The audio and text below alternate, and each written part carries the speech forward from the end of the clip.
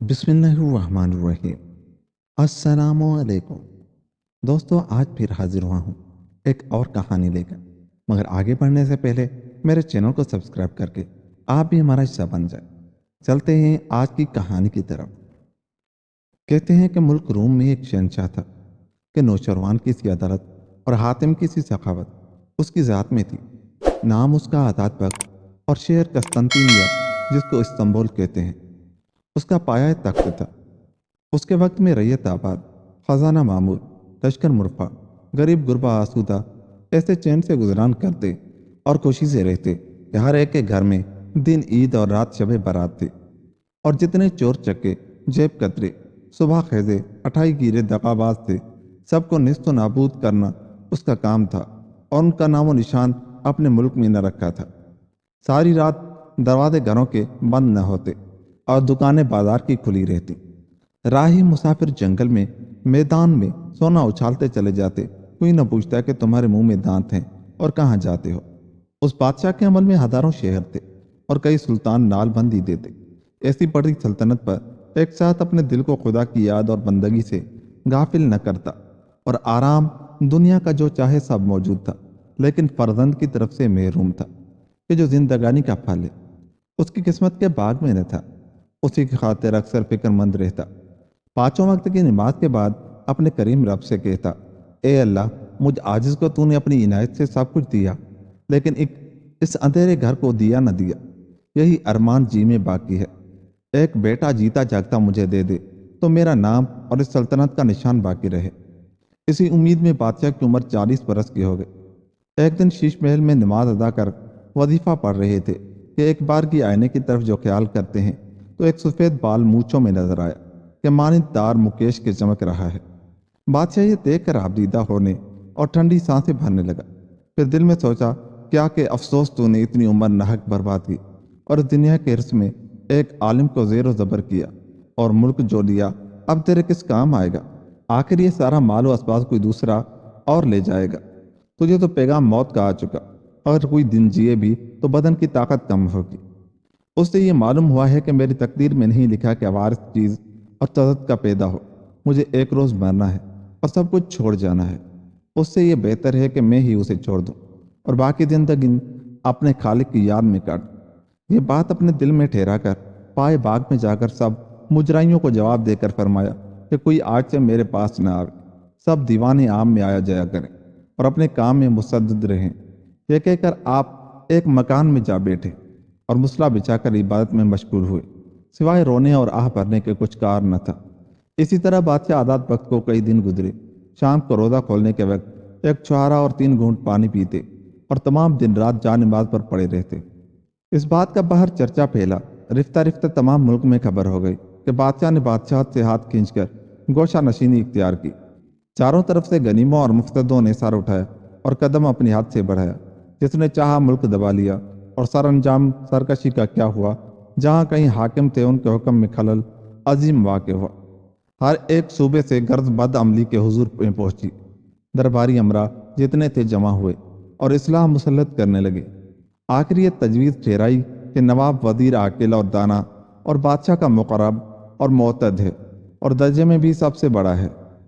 उसकी खिदमत में चलें और देखें कि वो क्या मुनासिब जानकर करता है। सभी अमीर वजीर के पास आए और कहा, बादशाह की ये सूरत और मुल्क की वो हकीकत, और चंदे तगाफल हो तो इस मेहनत का मुल्क लिया हुआ मुफ्त में जाता रहेगा, फिर हाथ आना मुश्किल है। वजीर पुराना कदीम, नमक हलाल और अक्लमंद नाम भी खुर्दमंद इसम बास्मी था। कहा, अगरचे बादशाह ने हुजूर में आने को मना किया है, लेकिन तुम चलो मैं चलता हूँ। बादशाह के ख्याल में आवे जो रूबरू बुलाए। ये कहकर सबको अपने साथ दीवाने आम तक लाया और उनको वहां छोड़कर आप दीवाने खास में आया और बादशाह की खिदमत में मोहल्ली के हाथ खुला भेजा कि ये पीर गुलाम हाजिर है। कई दिनों से जमाल जहां आ रहा नहीं देखा। उम्मीदवार हूँ कि एक नज़र देखकर कदम बूसी हासिल करूं तो खातिर जमा हो। यह अर्ज वजीर की बादशाह ने सुनी और खरख्वाही और तदबीर और जान निसारी उसकी जानते थे और अक्सर उसकी बात मानते थे। बात तायल के फरमाया, खुर्दमंद को बुला लो। बारे जब परवानगी हुई और वजीर हुजूर में आया, आदाब बजा लाया और दस्त बस्ता खड़ा रहा। देखा तो बादशाह की अजीब सूरत बन रही है कि ज़ारों ज़ार रो रहे हैं और दुबलापे से आंखों में हुलके पड़ गए हैं। اور چہرہ درد ہو گیا ہے۔ خردمند کو تاب نہ رہی، بے اختیار دوڑ قدموں پر جا گرا۔ بادشاہ نے ہاتھ سے سر اٹھایا اور فرمایا، لو مجھے دیکھا، خاطر جمع ہوئی، اب جاؤ، زیادہ مجھے نہ ستاؤ، تم سلطنت کرو۔ خردمند سن کر ڈاڑھ مار کر رویا اور عرض کی، غلام کو آپ کی تصدق اور سلامتی سے ہمیشہ بادشاہت میسر ہے، لیکن جہاں پناہ کی یک بیک اس طرح کی گوشہ گیری سے تمام ملک میں تہلکہ پڑ گیا ہے اور انجام اس کا اچھا نہیں۔ یہ کیا خیال مزاج مبارک میں آیا اور اس خانزادہ مرسی کو بھی محرم اس راز کا کیا جائے تو بہتر ہے، جو کچھ عقل ناقص میں آوے التماس کرے۔ غلاموں کو جو یہ سرفرازیاں بخشی ہیں، اسی دن کے واسطے کہ بادشاہ عیش و آرام کرے اور نمک پرور دے، تدبیر میں ملک کی رہیں۔ خدا نخواستہ جب فکر مزاج عالی کے لاحق ہوئی تو بندہ بادشاہی کس دن کام آویں گے؟ بادشاہ نے کہا، سچ کہتا ہے، پر جو فکر میرے جی کے اندر ہے سو تدبیر سے باہر ہے۔ سن خردمند، میری ساری عمر اس ملک گیری کی درد سر میں کٹے گی اور یہ سنوں سال ہوا، آگے موت باقی ہے۔ تو اس کا بھی پیغام آیا کہ سیاہ بال سفید ہو چکے، وہ مثل ہے ساری رات سوئے، اب صبح کو بھی نہ جاگے۔ اب تک ایک بیٹا پیدا نہ ہوا جو میری خاطر جمع ہوتی، اس لیے دل سخت اداس ہوا اور میں سب کچھ چھوڑ بیٹھا۔ جس کا جی چاہے ملک لے یا مال لے، مجھے کچھ کام نہیں، مگر کوئی دم میں یہ ارادہ رکھتا ہوں کہ سب چھوڑ کر جنگل اور پہاڑوں میں نکل جاؤں اور منہ اپنا کسی کو نہ دکھاؤں، اس طرح یہ چند روز کی زندگی بسر کروں۔ اگر کوئی مکان خوش آیا تو وہاں بیٹھ کر بندگی اپنے معبود کی بجا لاؤں گا، شاید عاقبت بخیر ہو۔ اور دنیا کو تو خوب دیکھا، کچھ مزہ نہ پایا۔ اتنی بات بول کر اور ایک آہ بھر کر بادشاہ چپ ہوئے۔ خردمند ان کے باپ کا وزیر تھا، جب یہ شہزادے تھے تب سے محبت رکھتا تھا، علاوہ دانا اور نیک اندیش تھا۔ کہنے لگا، خدا کے جناب سے نا امید ہونا ہرگز مناسب نہیں، جس نے سب کچھ دیا ہے، عالم کو ایک حکم سے پیدا کیا ہے، تمہیں اولاد دینی اس کے نزدیک کیا بڑی بات ہے؟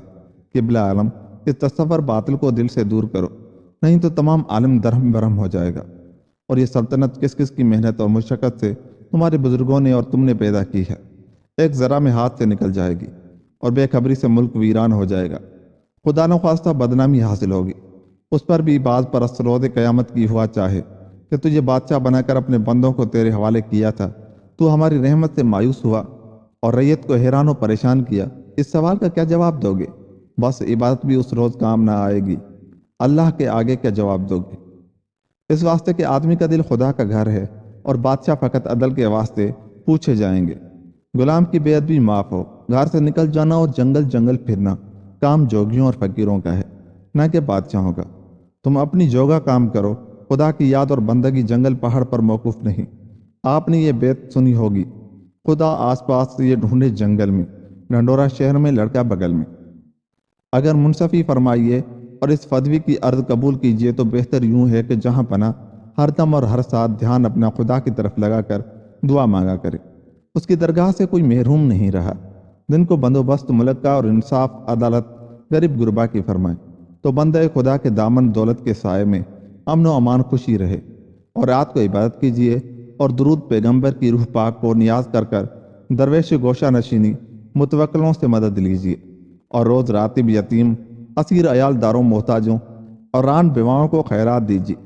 ایسے اچھے کاموں اور نیک نیتوں کی برکت ہے، خدا چاہے تو امید کبھی ہے کہ تمہارے دل کے مقصد اور مطلب سب پورے ہوں، اور جس واسطے مزاج عالی مقدر ہو رہا ہے وہ آرزو براوے اور خوش خاطر شریف کو ہو جاوے۔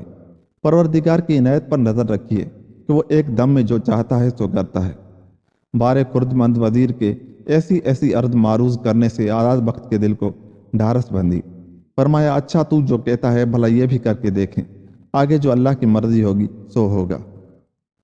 جب بادشاہ کے دل کو تسلی ہوئی تب وزیر سے پوچھا کہ اور سب امیر و کبیر کیا کرتے ہیں اور کس طرح ہیں؟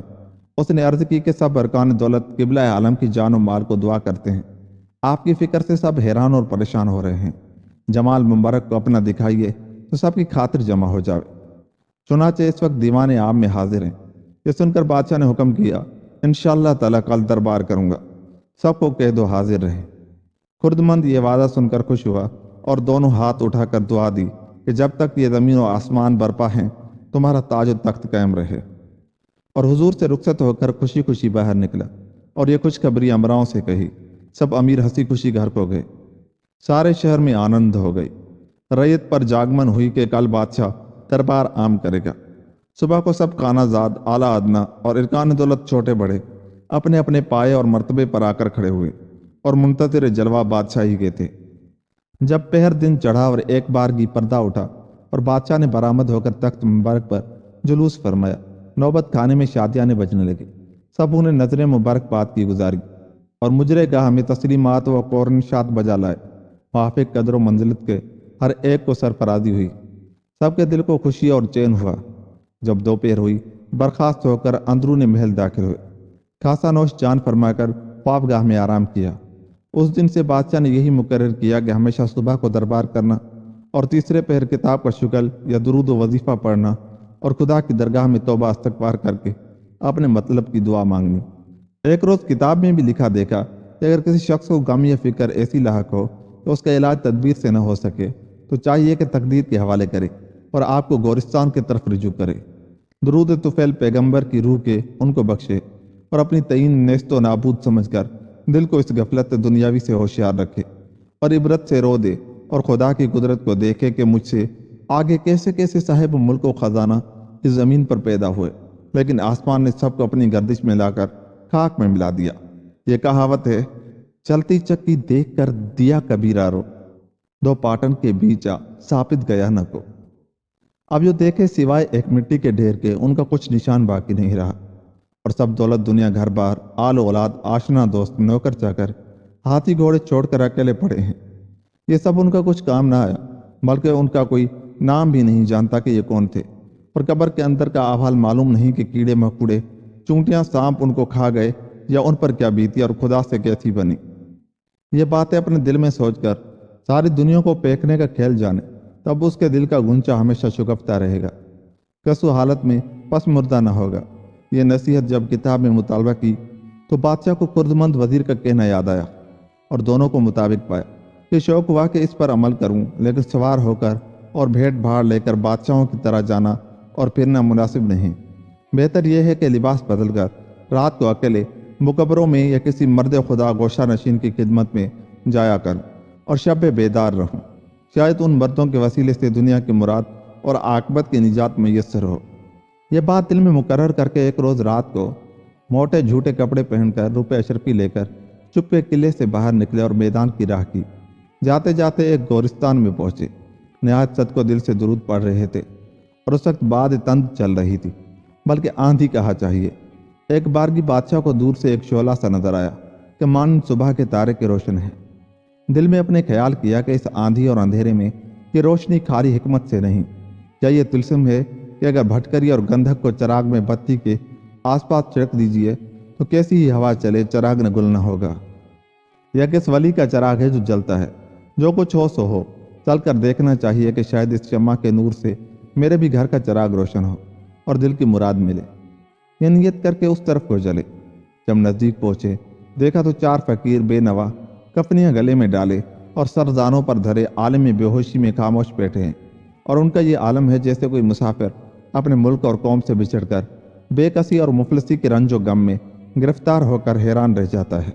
इसी तरह बेचारों नक्शे दीवार हो रहे हैं और एक चराग पत्थर पर धरा टिमटिमा रहा है। हरगिज हवा उसको नहीं लगती, गोया फानूस उसका आसमान बना है कि बेखतरे जलता है। आज़ाद वक्त को देखते ही यकीन आया कि मुकर्रर तेरी आरजू इन मर्दान खुदा के कदम की बरकत से बाहर आवेगी और तेरी उम्मीद का सूखा दरख्त इनकी तवज्जो से हरा होकर फलेगा। उनकी खिदमत में चलकर अपना अहवाल के और मजलिस का शरीक हो। शायद तुझ पर रहम खाकर दुआ करें जो बेनियाज की यहाँ कबूल हो। ये इरादा करके चाह के कदम आगे धरे। वहीं अकल ने समझाया कि ये बेवकूफ़ जल्दी न कर, ज़रा देख ले, तुझे क्या मालूम है कि ये कौन है और कहाँ से आए हैं और किधर को जाते हैं। क्या जाने ये जो हैं या गोल बयाबानी है कि आदमी की सूरत बनकर बाहर मिल बैठे हैं। बाहर सूरत जल्दी करना और उसके दरमियान जाकर मुखल खूब नहीं। अब ये गोशे में चुपकर हकीकत इन दरवेशों की जानना चाहिए। आखिर बादशाह ने यही किया कि एक कोने में इस मकान के चुपका जा बैठा कि किसी को उसके आने की आहट खबर न हुई। अपना ध्यान उनकी तरफ लगाया कि देखिए कि आपस में क्या बातचीत करते हैं।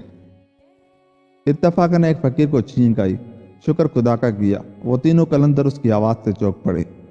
चिराग को उकसाया, ठेप तो रोशन था। अपने अपने बिस्तरों पर हुक्के भर कर पीने लगे। ایک ان آزادوں میں سے بولا، ایک یاران ہمدرد و رفیقہ، جہاں گرد اہم چار صورتیں آسمان کی گردش سے اور لیل و نہار کے انقلاب سے در بدر خاک باسر ایک مدت پھر رہے ہیں۔ الحمدللہ قسمت کی یاوری سے آج اس مقام پر باہم ملاقات ہوئی، اور کل کا احوال کچھ معلوم نہیں کہ کیا پیش آئے، ایک گمت رہیں یا جدا جدا ہو جائیں۔ رات بڑی پہاڑ ہوتی ہے، ابھی سے پڑ رہنا خوب نہیں۔ اس سے یہ بہتر ہے کہ اپنی اپنی سر گزشت جو اس دنیا میں جس پر بیتی ہو، بشرط کہ جھوٹ اس میں کوڑی بھر نہ ہو، بیان کرے تو باتوں میں رات کٹ جائے۔ جب تھوڑی شب باقی رہے تب لوٹ پوٹ رہیں گے۔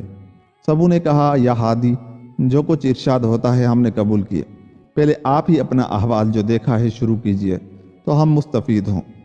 تو اس فقیر نے اپنی کہانی کہنی شروع کی۔ اگر آپ وہ کہانی سننا چاہتے ہیں تو میرے چینل کو سبسکرائب کر لیں، وہ اگلی آنے والی ویڈیو میں آپ کو بتاؤں گا۔